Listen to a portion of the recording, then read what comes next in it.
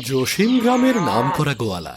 সে বহু বছর ধরে নিজের সততা ও নিষ্ঠার সাথে কাজ করে গ্রামে বিশাল বড় একটি গরুর ফার্ম করে তুলেছে। গ্রামের সবাই তার থেকে দুধ কিনে নিয়ে যায়, এমনকি শহরের বড় বড় প্রতিষ্ঠানগুলোতেও তার গরুর দুধের বেশ চাহিদা আছে।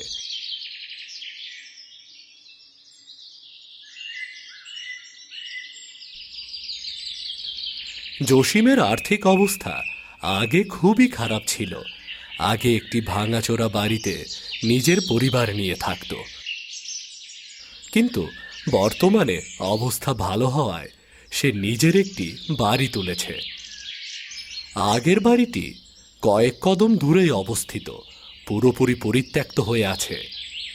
না, সেটা সে বিক্রি করছে না, বরং নিজে গিয়ে ওই বাড়িতে থাকছে। শুধু মাঝে মাঝে তাকে রাতের বেলা পরিত্যক্ত বাড়ির পাশের পুরনো গোয়াল ঘরে যেতে দেখা যায়। গ্রামের লোক কেউ কি জানেন না জসিম এত রাতে সেই গোয়াল ঘরে গিয়ে কি করেন? তার অনেক প্রতিদ্বন্দ্বীরা ধারণা করেন রাতের বেলা হয়তো গোয়াল ঘরে গিয়ে তিনি কোনো অবৈধ কাজ অথবা গরুর দুধে পানি মিশিয়ে সেটা হয়তো বিক্রি করেন। তার ব্যবসায়ের অতিরিক্ত লাভের কারণে অনেকেই তার সাথে হিংসা করে। তারাই এ সমস্ত কথা ছড়ায়, যদিও এতে গ্রামের সবার তেমন একটা বিশ্বাস হয় না। গ্রামের অনেকেই জসিমের কাছ থেকে তার পরিত্যক্ত ভিটে বাড়ি এবং গোয়াল ঘর কিনে নেওয়ার জন্য বলে, কিন্তু তবুও সে কিছুতেই রাজি হয় না। অনেকেই এর পেছনের কারণ জানতে চাইলেও কখনো এ ব্যাপারে মুখ খোলেন না।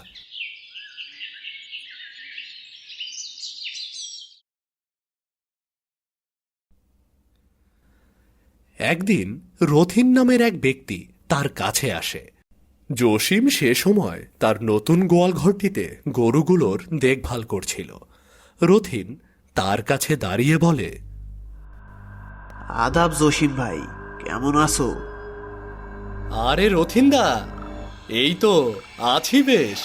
আপনি কেমন আছেন? অনেকদিন পর আপনার দেখা পেলাম। আমার আর থাকা, গ্রামের বাড়িটা বিক্রি করে দিয়ে শহরে গেছিলাম একটু আধুনিকতার ছোঁয়া পেতে, কিন্তু সেখানে গিয়ে যে একেবারে আটকে যাব সেটা তো বুঝিনি। এদিকে গ্রামেও থাকার মতো কোনো ঘর নেই। শহর থেকে এসেছি ছোট ছেলেটাকে নিয়ে, উঠেছি এক দূর সম্পর্কের পিসির বাড়িতে, কিন্তু পিসির বাড়িতে কি আর এভাবে থাকা যায়? জসিম বেশ কিছুক্ষণ ধরে রথিনবাবুর সাথে তার জীবন নিয়ে গল্প করল। রথিনবাবুর কাছ থেকেও সে তার জীবনের গল্প শুনল। কি করে তিনি শহরে ছেলেগুলোকে কষ্ট করে বড় করছেন, কি করে গ্রামের টান তাকে আবারও ফিরিয়ে আনল। সবকিছুই মনোযোগ দিয়ে শুনল জসিম। গল্প করার এক পর্যায়ে রথিনবাবু বেশ সংকোচ নিয়ে বললেন, জসিম ভাই, তুমি তো সবই শুনলে, বুঝতেই পারছো এই গ্রামে আর কারো কাছ থেকে জায়গা পাওয়ার মতো অবস্থা আমার নেই। তাই তোমার কাছে একটা অনুরোধ ছিল ভাই। রথিন কিছু বলার আগেই জসিম বলে উঠল, না না রথিনদা, তোমার অনুরোধ আমি রাখতে পারবো না। আমি তো তোমায় এখনো কিছু বললামই না, অথচ তুমি আমায় ফিরিয়ে দিচ্ছ। আমি জানি তুমি কি বলতে চাইছো। তুমি আমার ওই পুরনো ভিটে বাড়ির জায়গাটুকু কিনে নিয়ে সেখানে নিজের ঘর তুলতে চাইছো, তাই তো? আগে হ্যাঁ, তুমি ঠিক ধরেছ। তুমি আমায় ফিরিয়ে দিও না ভাই। জসিম উঠে দাঁড়ালো। সে রথিনবাবুর দিকে ইশারা করে তার সাথে আসতে বলল। রথিনবাবু একটু অবাক হয়ে বললেন, কোথায় যাব আমি এখন তোমার সাথে? কেন, যে জায়গা কিনতে চাও সেটি একবার পরখ করে দেখবে না? তার মানে সত্যি তুমি আমায় ওই জায়গা কিনতে দেবে জসিম ভাই? জসিম তার কথার কোনো উত্তর না দিয়ে নিজের মতো হাঁটতে শুরু করল। রথিনবাবু আর কোনো উপায় না পেয়ে জসিমের পিছু পিছু হাঁটতে লাগল।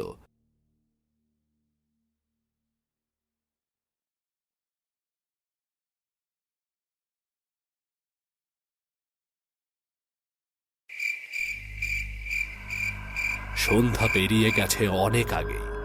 রাতের আধারে জসিমের পুরনো বাড়ির রাস্তা বেশ অস্বস্তিকর লাগছে রথিন বাবুর কাছে। আগে এই রাস্তা দিয়ে চলতে গিয়ে কখনোই এমন অদ্ভুত অনুভূতি জন্মায়নি তার ভেতরে। বহু বছর পর শহর থেকে গ্রামে এসেছেন বলেই হয়তো তার এমন অদ্ভুত অনুভূতি হচ্ছে।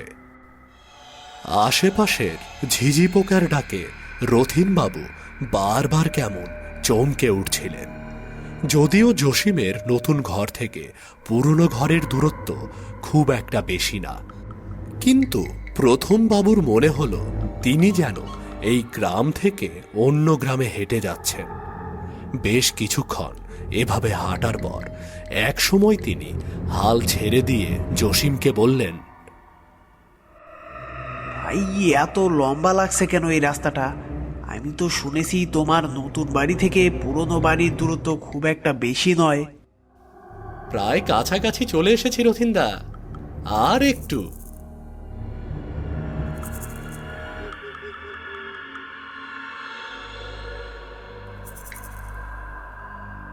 জসিমের বাড়ির সীমানার কাছাকাছি দাঁড়াতেই রথিনবাবু দেখতে পেলেন কেমন জরাজীর্ণ হয়ে পড়ে আছে বাড়িটি। তার পাশে আরো বেশি জরাজীর্ণ অবস্থায় পড়ে আছে পুরাতন গোয়াল ঘরটি। হঠাৎ রথিনবাবু দেখতে পেলেন গোয়াল ঘরের কোণে কেউ একজন দাঁড়িয়ে আছে।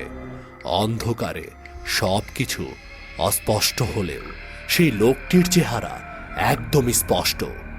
রক্ত ছোপ ছোপ হয়ে আছে লোকটির পরনের ছেঁড়া পোশাকে, চুলগুলো উস্কো খুস্কো। তার চোখে রাজ্যের হিংস্রতা খেলা করছে। সমস্ত ক্রোধ যেন রথিন বাবুর দিকেই। রথিন বাবুর বুঝতে বাকি রইল না এটি কোনো সাধারণ মানুষ নয়, বরং কোনো অতৃপ্ত আত্মা। তিনি পালানোর জন্য উল্টো ফিরে দাঁড়াতেই হঠাৎ জসিম তার এক হাত শক্ত করে ধরল। কি রথিনদা, পালাচ্ছেন কোথায়? নিজের পছন্দের জায়গা যাচাই করে দেখবেন না?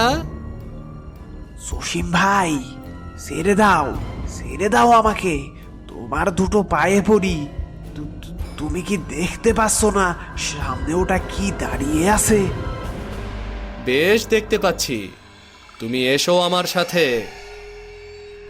জসিম সেই অশরীরীর কাছে দাঁড়িয়ে দু হাত তুলে তাকে শান্ত করার জন্য বলল, শান্ত হ ছোট, ওই জায়গার কোনো ক্ষতি করবে না। আমাদের সব আমাদের কাছেই থাকবে। কি করছো কি তুমি জসিম ভাই? কি হচ্ছে এখানে? আমি তো কিছুই বুঝতে পারছি না। কে ও? এটা আমার ছোট ভাই সিরাজ। সে গ্রামের অর্থলোভীদের কারণে নিজের প্রাণ হারিয়েছিল। রথিনবাবু বিস্মিত হয়ে সিরাজের আত্মার দিকে একবার তাকালেন। এরপর জসিমকে জিজ্ঞেস করলেন কি হয়েছিল তার সাথে। জসিম এই গোয়াল ঘরের পেছনের ইতিহাস তার কাছে তুলে ধরল।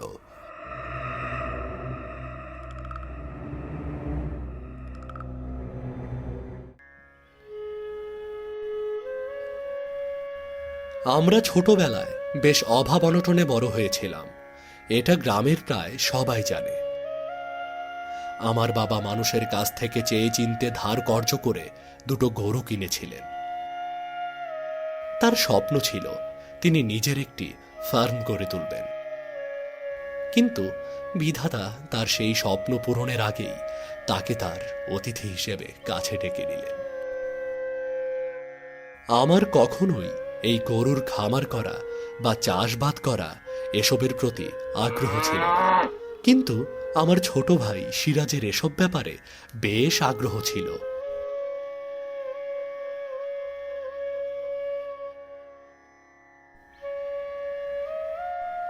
সে সব সময় আমাদের গরু দুটোর দেখভাল করত।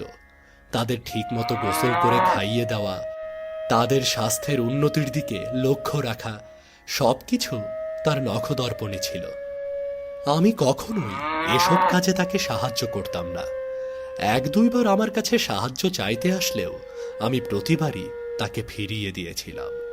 এক সময় আমার কাছ থেকে সমস্ত আশা ভরসা মিটিয়ে দিয়ে সে তার নিজের মতো কঠোর পরিশ্রমে লেগে গেল। কিন্তু এত পরিশ্রমের পরেও আমাদের গরু এবং গাভী দুটোর মধ্যে গরুটি মারা গেল।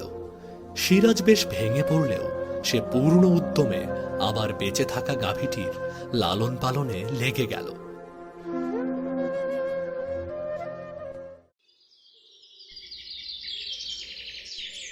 বছর ঘুরতে না ঘুরতেই গাভীটি একটি বাছুর জন্ম দিল। কিন্তু দুর্ভাগ্যবশত সেই বাছুরটিও মারা গেল। গাভীটির বেশ ভালোই দুধ দেওয়ার ক্ষমতা ছিল, তাই সিরাজ প্রায় প্রতিদিন তাকে নিয়মিত খাওয়াতো এবং বেশি বেশি করে দুধ দোয়াতো। সেই দুধের চাহিদাও ছিল পুরো গ্রাম জুড়ে। ধীরে ধীরে সিরাজের কাছ থেকে সবাই খাঁটি দুধ কিনে নিতে শুরু করলো। ধীরে ধীরে আমাদের আর্থিক অবস্থার উন্নতি হওয়া শুরু করলো।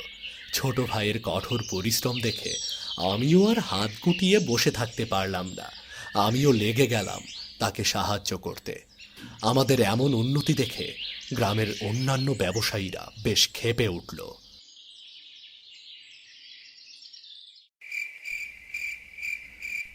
একদিন পলাশ সমাদ্দার বাড়ি বয়ে এসে আমাদের দুই ভাইকে শাসিয়ে গেল।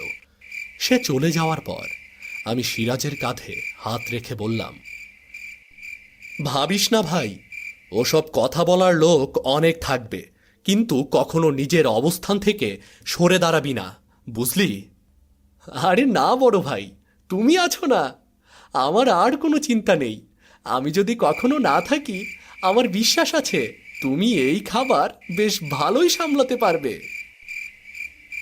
আমি স্বপ্নেও ভাবিনি আমার ভাই সেই রাতেই শয়তান পলাশের আক্রোশের শিকার হবে।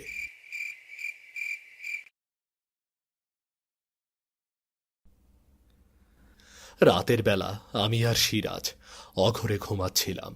হঠাৎ আমাদের কানে এলো ধবলি তার স্বরে জোরে জোরে ডাকছে। আমরা দুজনেই ধরফরিয়ে উঠে একে অন্যের দিকে তাকিয়ে রইলাম। বড় ভাই, শুনতে পাচ্ছ? হ্যাঁ রে, আমাদের ধবলির কোনো অসুবিধা হয়েছে মনে হচ্ছে। তাড়াতাড়ি চল, গিয়ে দেখি।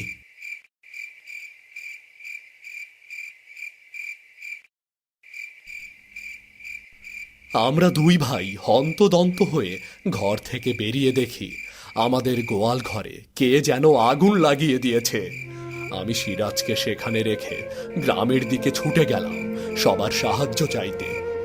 সিরাজ একাই বাড়ির পেছনের পুকুর থেকে একের পর এক বালতি পানি এনে আগুন নেভানোর চেষ্টা করছিল। হঠাৎ করেই তার মাথার পেছনে কেউ একজন জোরে আঘাত করে তাকে অজ্ঞান করে দেয়। এরপর তাকে সেই জ্বলন্ত গোয়াল ঘরের ভেতরে ছুঁড়ে ফেলে পালিয়ে যায়।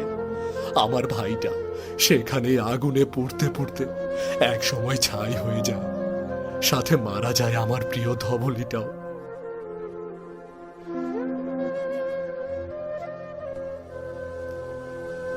আমি বাড়ি ফিরে এসে এই ঘটনা দেখে নিজেকে আর ধরে রাখতে পারলাম না। হাত পা ছুঁড়ে কান্না জুড়ে দিলাম। এই ঘটনার পর আমি পুরোপুরি খামার করার স্বপ্ন ছেড়ে দিলাম। সারাদিন ছন্ন ছাড়া হয়ে ঘুরতাম এবং এর বাড়ি ওর বাড়ি থেকে জিনিস চুরি করে খেতাম। একদিন রাতের বেলা আমি নিজের ঘরে ঘুমাচ্ছিলাম। এমন সময় আমার ঘুম ভাঙল গোয়াল ঘরের এক গাভীর আওয়াজে।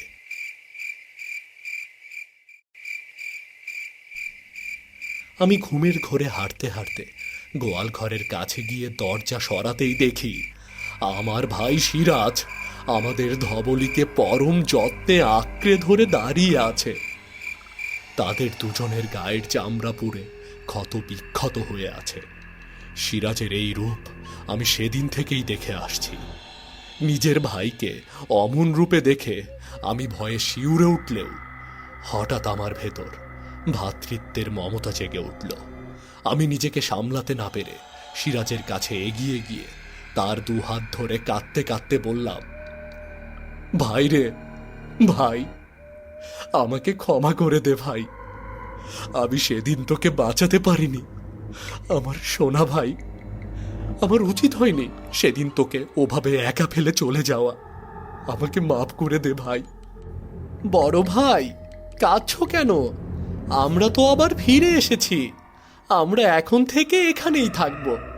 তবে আমার ধবলিটা বেশ ক্ষুধার্ত, ওকে যে খাবার দিতে হবে। কিন্তু ওই গোয়াল ঘর তো শূন্য পড়ে আছে। সেদিন থেকেই আমি প্রতিজ্ঞা নিলাম, আমি আমার বাবার এবং ভাইয়ের স্বপ্ন নিজের হাতে তিল তিল করে গড়ে তুলব। আর যতদিন আমি বেঁচে আছি ততদিন আমার এই পুরনো ভিটে বাড়ি কারো কাছে বিক্রি করব না। ধীরে ধীরে আমি ব্যবসায় লাভ করা শুরু করলাম। যখনই আমার কোনো প্রতিদ্বন্দ্বী এসে আমার বিপক্ষে দাঁড়ানোর চেষ্টা করে, তখনই রহস্যজনকভাবে পরদিন সকালে গ্রামের শেষ মাথায় তার পোড়া লাশ খুঁজে পাওয়া যায়। পুরো ঘটনা শুনে রথিনবাবু স্তব্ধ হয়ে দাঁড়িয়ে রইলেন। জসিম বলল, আমায় ক্ষমা করো রথিনদা, আমি তোমার অনুরোধ রাখতে পারবো না। আমার ভাইকে আমি এভাবেই আমার কাছে পাই, এই আমার জন্য বেশ। এই পৃথিবীতে আমার আর নিজের বলতে কিছু নেই, কেউ নেই। রথিনবাবু আর কোনো কথা বললেন না। তিনি পরদিন সকালেই তার ছেলেকে নিয়ে শহরে ফিরে গেলেন। তার জন্য যেমন তার ছেলে গুরুত্বপূর্ণ, ঠিক সেরকম জসিমের জন্য তার ভাই সিরাজ গুরুত্বপূর্ণ, তা সে হোক জীবিত বা মৃত।